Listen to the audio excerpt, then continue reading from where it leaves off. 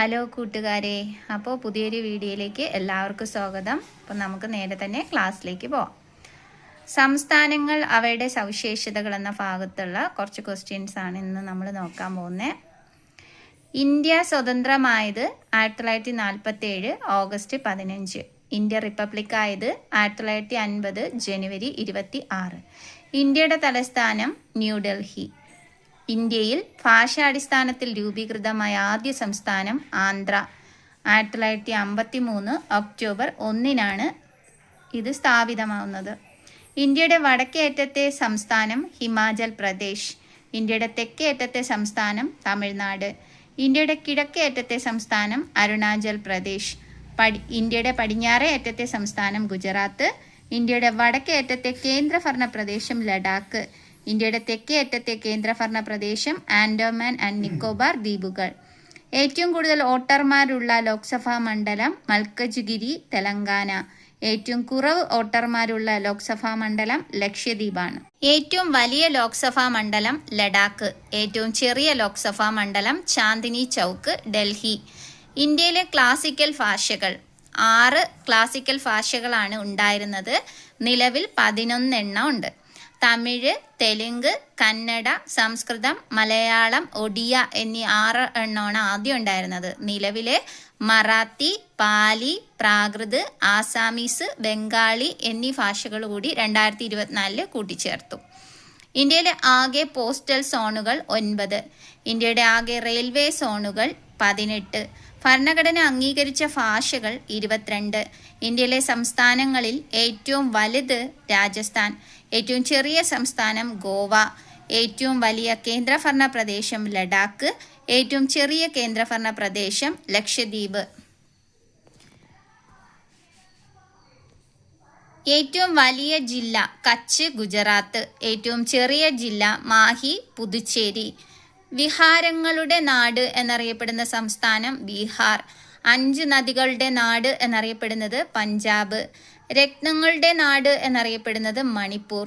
ചുവന്ന മലകളുടെ നാട് എന്നറിയപ്പെടുന്നത് അരുണാചൽ പ്രദേശ്. തുല്യമല്ലാത്തത് എന്നർത്ഥം വരുന്ന സംസ്ഥാനമാണ് അസം. ഇന്ത്യയുടെ പ്രവേശന കവാടമാണ് മുംബൈ.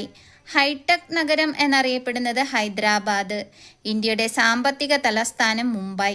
പാവങ്ങളുടെ ഊട്ടി എന്നറിയപ്പെടുന്നത് നെല്ലിയാമ്പതി. ഓറഞ്ച് നഗരം എന്നറിയപ്പെടുന്നത് നാഗ്പൂർ ആണ്. മുന്തിരി നഗരം എന്നറിയപ്പെടുന്നത് നാസിക്.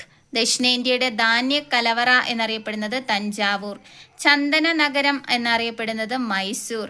സന്തോഷത്തിൻ്റെ നഗരം, ഇന്ത്യൻ ഫുട്ബോളിൻ്റെ മെക്ക എന്നൊക്കെ അറിയപ്പെടുന്നത് കൊൽക്കത്ത.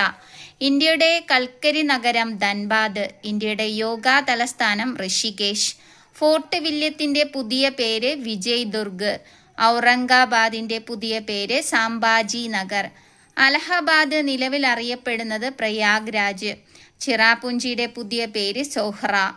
ആന്ധ്രാപ്രദേശ് രൂപീകൃതമായ വർഷം 1956 നവംബർ 1. ഇന്ത്യയിൽ ഭാഷാടിസ്ഥാനത്തിൽ രൂപീകരിച്ച ആദ്യ സംസ്ഥാനം ആന്ധ്ര. 1953 ഒക്ടോബർ 1. അമരജീവി എന്നറിയപ്പെടുന്ന സ്വാതന്ത്ര്യ സമര സേനാനിയാണ് പോറ്റി ശ്രീരാമലു. ആധുനിക ആന്ധ്രയുടെ പ്രവാചകൻ എന്നറിയപ്പെടുന്നത് വീരേശലിംഗം പന്തലു. തെലുങ്ക് പിതാമഹൻ എന്നറിയപ്പെടുന്നത് കൃഷ്ണദേവരായർ. ആന്ധ്ര കേസരി എന്നറിയപ്പെടുന്നത് ടി പ്രകാശം. ആന്ധ്ര ഭോജൻ എന്നറിയപ്പെടുന്നത് കൃഷ്ണദേവരായർ. ആന്ധ്രാപ്രദേശിന്റെ വ്യാപാര തലസ്ഥാനമാണ് വിജയവാഡ. പുലിക്കെട്ട് പക്ഷി സങ്കേതം സ്ഥിതി ചെയ്യുന്ന സംസ്ഥാനം ആന്ധ്രാപ്രദേശ്. കൊറിങ്ക വന്യജീവി സങ്കേതം സ്ഥിതി ചെയ്യുന്ന സംസ്ഥാനം ആന്ധ്രാപ്രദേശ്. പാപിക്കൊണ്ട ദേശീയോദ്യാനം, ഇന്ദിരാഗാന്ധി സുവോളജിക്കൽ പാർക്ക് എന്നിവ ഏത് സംസ്ഥാനത്താണ്? ആന്ധ്രാപ്രദേശ്.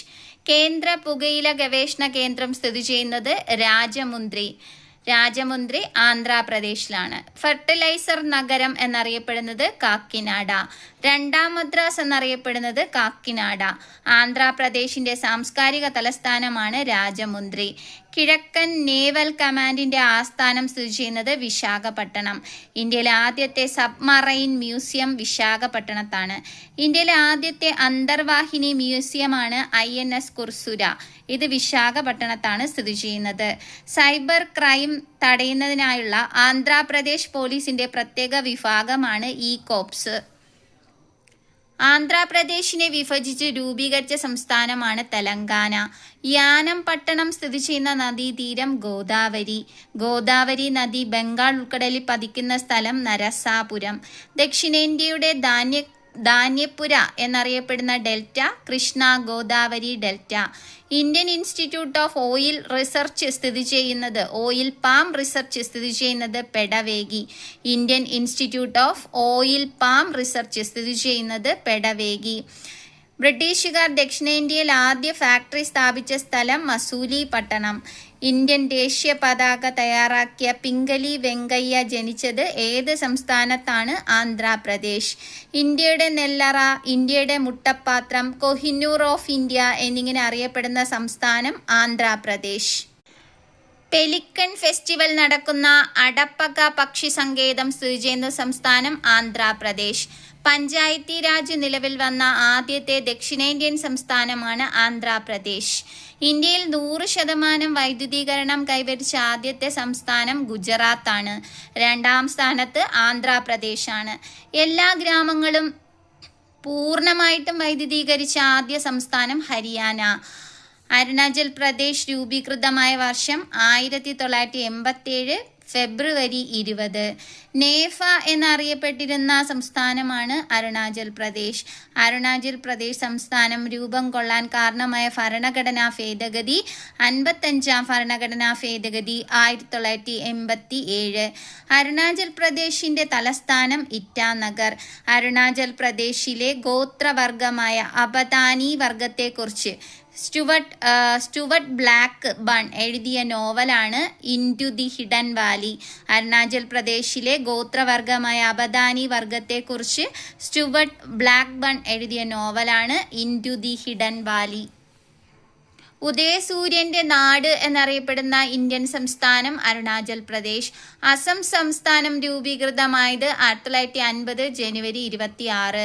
അസം സംസ്ഥാനത്തിന്റെ തലസ്ഥാനം ദിസ്പൂർ.